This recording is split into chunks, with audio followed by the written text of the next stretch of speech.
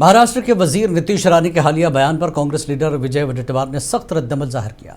विजय वडेट्टीवार ने राहुल गांधी से मुतल्लिक नीतीश राणे के बयान को बचकाना करार दिया। उन्होंने कहा कि ऐसी जबान को कोई बर्दाश्त नहीं करेगा।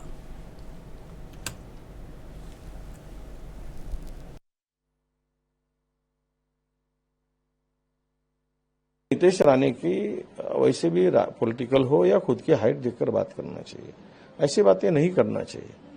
देखिए वो भी कांग्रेस में तब राहुल जी की तारीफ ही कर रहे थे।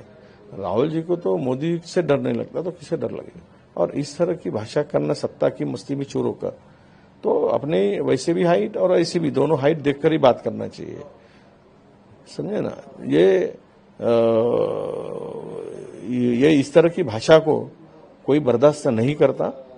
सत्ता के लालच में किसी को खुश करने के लिए ये भाषा आप कर रहे हो, तो कल क्या भाषा थी आपकी आरएसएस के बारे में? तो आपके ऊपर कोई ऐसे भाषा से विश्वास नहीं रखता है, ना ये कोई पॉलिटिकल मेच्योरिटी की बात मेच्योरिटी है। ये तो बचपना है इस तरह की भाषा करना।